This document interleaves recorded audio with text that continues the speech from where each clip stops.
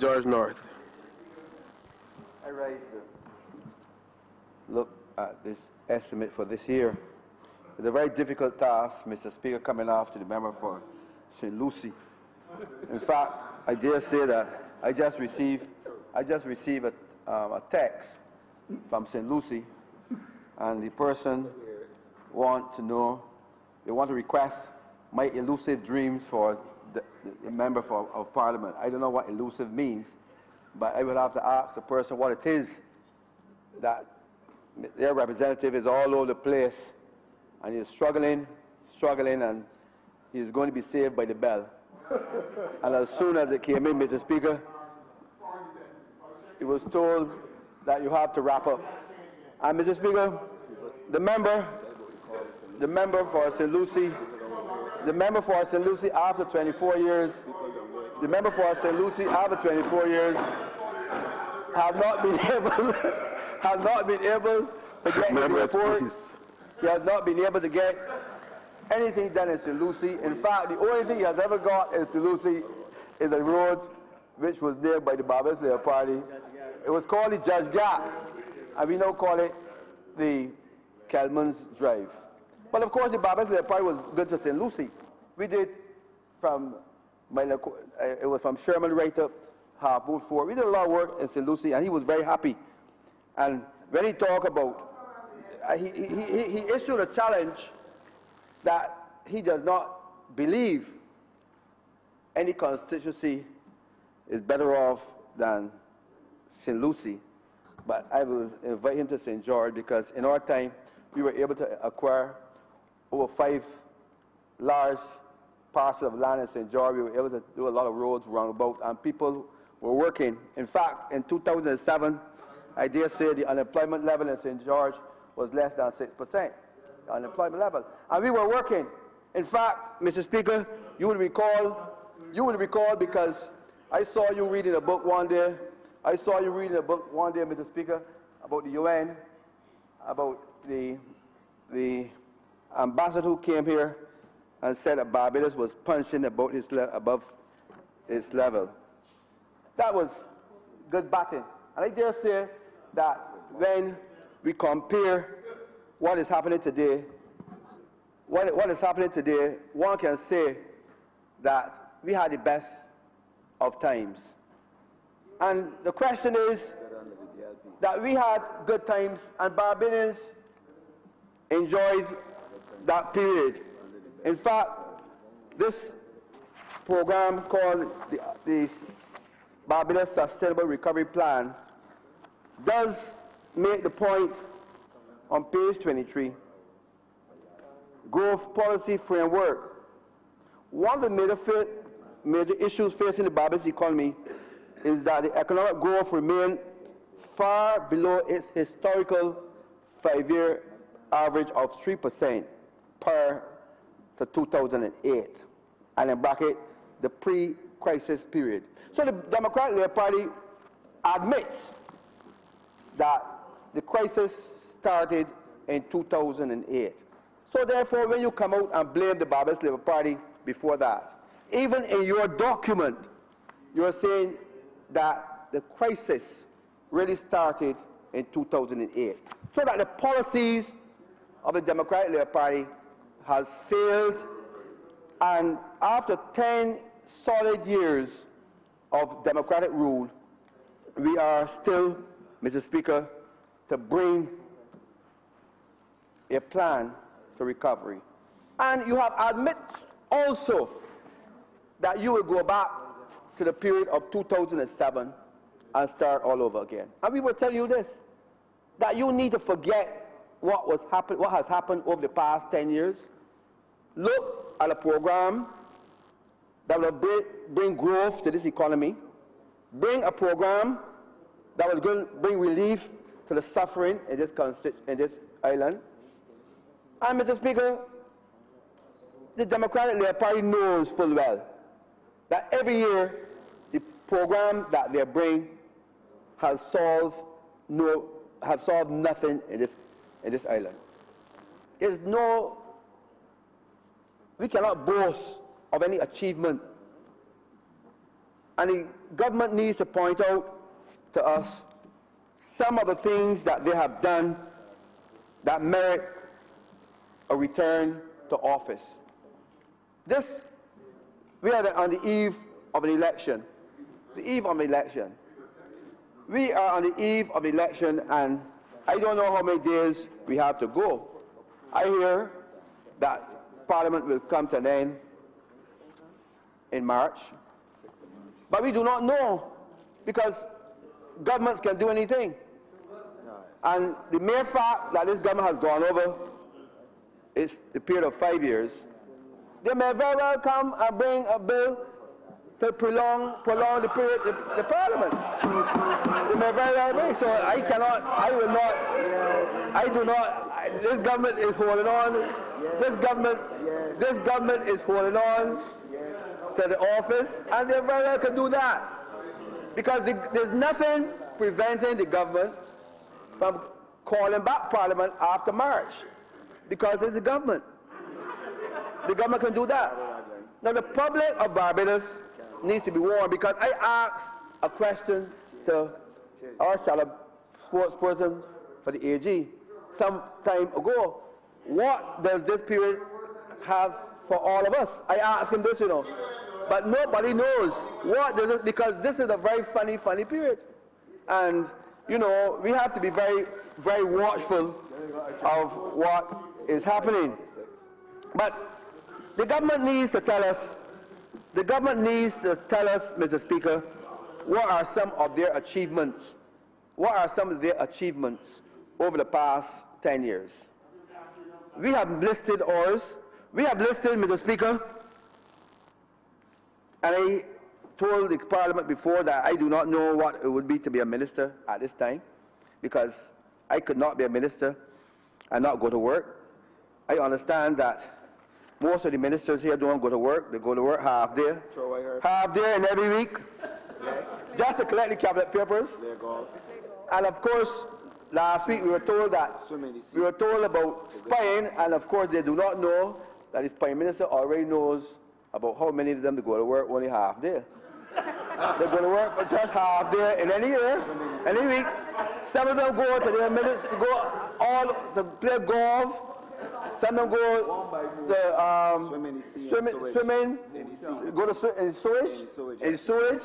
They do all sorts of things. Now, and the reason why I'm bringing this point, because good managers must call meetings. I don't understand from the civil servants that these ministers do not call meetings. They implement their own program, and that the policies are not implemented. So we have a problem. That the Minister of Finance has to call on a daily basis and to find out what is happening in your ministry. So the Minister of Finance is now the Deputy Prime Minister, who is now doing his own thing. So there's pure confusion in government. So as I speak to you, Mr. Speaker, the reason why this government has not been able to implement their program is because there's confusion. And we were told, Mr. Speaker, once there's confusion, there will not be any progress. Only last night, I received a call from a very good friend of my friend over there, who said that the reason why the Ministry of Agriculture has been struggling because Minister of Finance is not paying them any attention, so that the farmers cannot get the allowances that they were supposed to pay since 2016, 2017. So they're struggling, and most of them are happy. Most of them are happy, and they're gloating that the factory at St. Joseph cannot get off the ground. And that's the point. And I understand that the same civil servant said they don't understand why the government wants to take another 3 months in salaries. Why does the government want to be paid for another 3 months when they don't come to work? When they don't come to work. So we have a problem, Mr. Speaker, and we have to insist. And that's why I called on this government some time ago, because I saw the problem, I see that a problem can exist way down the road if we do not have a fixed term for calling election.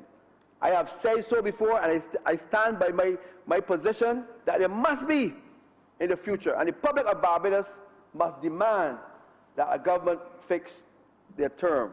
That when you have to work backward, the Prime Minister works backward. The government works backward. So that the government can say, look, we have 6 months to go. This is our program. We will adjust. We'll go to. If you know you have 1 year, work backwards. So that these things, Barbados Sustainable Recovery Plan, and the Minister of Finance admits today that this is really the Prime Minister's baby. He said so. He said the Prime Minister dictated that this, I want to compliment the Prime Minister, even though it is late, that the Prime Minister, he said that the Prime Minister, he praised the Prime Minister for calling the group together to implement this program. That's true. He said so in Parliament. And he praised the Prime Minister for calling the social partnership together to bring this program, even though it is late. And Mr. Prime Minister, I dare say you don't have very much time to do this thing, but you can implement this thing over time, because we have discovered that there are several mistakes. There are several mistakes within the same document, which you can. But you know, I have called, and not only me, the member for St. Peter, the member for St. Philip West have said to the government since 2009 that you have to go to the IMF, you have to borrow money at lower interest rate. We have told you, and most persons in this country, most international agencies, Mr. Speaker, have said to the government, you have to restructure the economy early. The government has now come at the last minute and asking the Barbadian public that they want a chance to run this economy again. And we want to examine, therefore, Mr. Speaker, why the government, in our view, in my view, should not get that term to recover this economy. Mr. Speaker, yeah, I don't think the government should get a further 5 years, in my estimation. And the reason for this being that we have nothing to show. I'm talking from my part in St. George. And therefore, every member of Parliament needs to look at what has happened. Now, you have, in my constituency, grass growing on both sides of the road in some instances, right? Roads not patched. We have that there's nothing to show for the people of the Glebe, Lower Estate, Flat Rock, Market Hill, St. Helens, St. Jude. The road's still bad. Housing development is constant that was done. After 2 years, people need to change all the woods and the road and the sewage thing up there is leaking. You have all types of problems in my constituency. The poor remains poor. The civil servants are struggling. Some of them cannot meet their daily expenses. They have to borrow to get to work, to pay lunch, do all type of things. The unemployed remains unemployed. We have, Mr. Speaker, those persons who are going to university must continue to pay high fees. So that there's nothing new that this government could convince Barbadians that they need to remain, in office. In fact, I listened carefully to a number of things that were said by this administration, and that they believe that more taxes, so that I believe that this administration will, if perchance the Barbadian public would put them back in office, that the tax policy will remain the same, that people will continue to pay taxes higher. I believe that these same persons who now are reeling under heavy taxation, because there's a fundamental difference between the Democratic Labour Party and the Barbados Labour Party. We believe in low tax regime. We believe that if you cannot pay high taxes, that lower taxes would be the preferable option, because people have a right to spend the money that they earn. And I heard the Minister of Finance speaking about today. You cannot ask people, if you want to create growth in the economy, to have an economy that people cannot buy food, basic essential things. People must be able, Mr. Speaker, to spend their money with government collecting taxes, yes, but at a rate that people can afford. And throughout the history of modern Barbados, the difference between the Barbados Labour Party and the Democratic Labour Party is that we prefer a lower tax regime. And you say people have money in their pockets. Why? People have money in their pockets because it was the policy, and it's still the policy of the Barbados Labour Party, to put money in people's pockets. And that's what the Labour Party intends to do. We intend to provide a position where people can spend their money. We intend to provide a position, and that's why we're talking that by the NSRL, there's a tax that should be revived, a tax that has to be repealed. We said also that the civil servants must get some form of increase. And while the member for St. Lucie is saying that civil servants are better off because they get the increments every year. Increments is something new. Every year they get increments from the time there was a modern Barbados from, I guess, from in the 50s or 60s. People were getting increments. So there's nothing new. And he wants to carry the level of negotiation now from 3 years to 5 years. Now, that's what the Minister of Finance said today, that he intends that a Democratic Labour Party will move the agreement, the agreement that we have always had, a 2-year agreement, a 3-year agreement, to 5 years. Now, that's not, to my mind, is not a forward thinking. The whole idea, and you cannot force this on the unions. We have always had a position where every 2 years there's negotiation. But workers in this country have not got an increase over the last 8 to 10 years. And despite they have the increments, it is unfair. And you must understand that wage increases are always based on the cost of living. Wage increase are always based on the cost of living and production. So therefore, if you are saying that civil servants have not produced anything, that's why you're not getting any increase. That's the argument, that civil servants have not produced anything, and therefore they do not deserve any increase. Production level is, that's what you are saying. Because the mere fact, if you say that salaries is linked to productivity, reverse it. If salary is linked to productivity, and you're not giving civil servants any salary increases, you're saying that productivity is so low that they don't deserve anything. I am of the view that the civil servants have worked hard, nurses, policemen, and so on, work hard. And when we talk about a good society is a society where you recognize people's worth.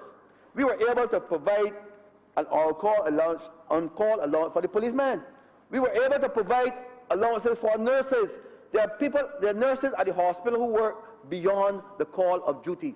And if they have to work 12 hours, if they have to work beyond 8 hours, it was our position, and still the Labour Party position, that we should give them that extra money. They do not get it anymore. They do not get it. Policemen do not get it. Policemen have to work 12, 14 hours per day. Sometimes there's a problem. Don't get the on-call allowance anymore. Is this the good society that the Democratic Labour Party is asking us to think? We cannot. And therefore, Mr. Speaker, the question is that in this society, what do we do? Do we elect a government that wants to remain, that the status quo should remain, or we elect a government and a people, a group of men and women who are prepared to go to work every day, go to work every day and put the people's business first? The Barbados Labour Party has a track record, Mr. Speaker, that is the envy of the Caribbean, the world. We have a track record that the Prime Minister of the day used to say, if there's a problem, face it and do what? Fix it. There's a problem, Mr. Speaker, and I think I do not blame the member for St. Philip West. I do not blame the member for St. Philip West entirely. But the question is, Why is it that his South Coast, so his product plant had that problem for over 3 years? The government has to ask that question. Is it a question of management or a question of resources? The member for St. Philip West should not get up at this point in time to say it, but I believe it's a question of resources. He was not given the resources, and therefore he could not fix it.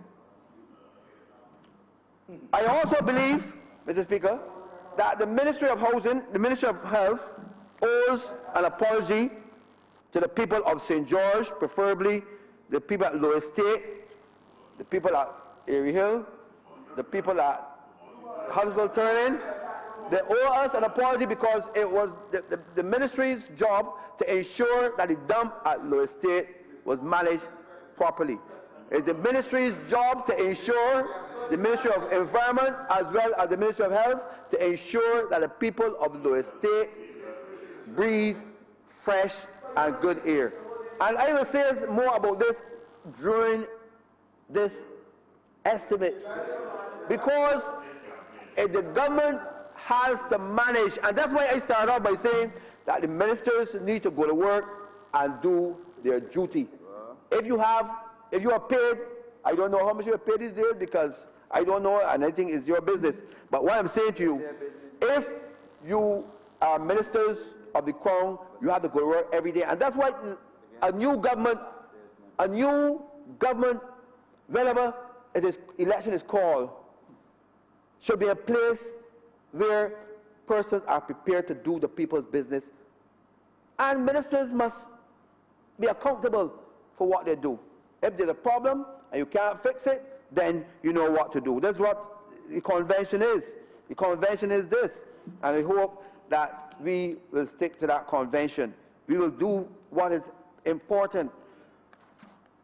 A new Barbados Labour Party government, Mr. Speaker, will implement a code of conduct that we have to follow. Ministers must follow certain...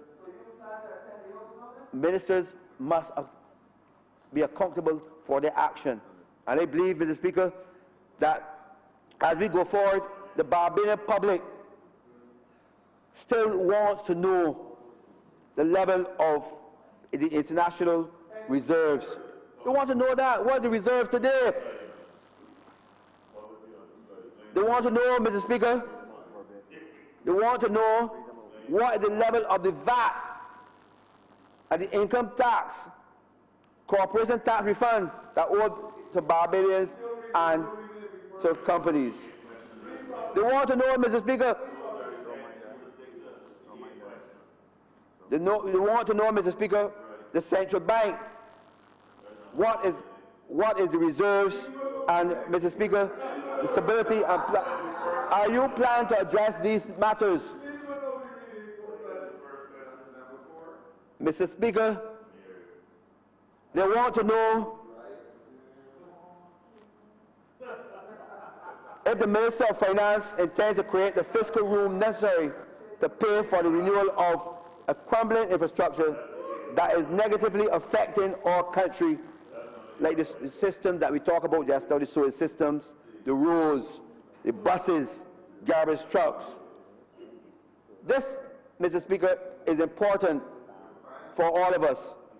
It is important for all of us to look at the questions that are being posed by this opposition.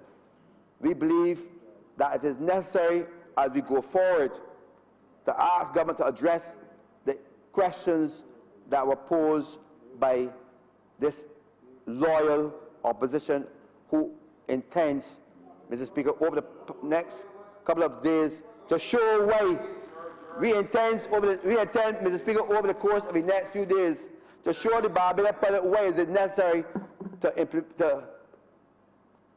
ensure that Barbados Labour Party is returned to government whenever the election is called. Mr. Speaker, I'm obliged to you. I'm obliged.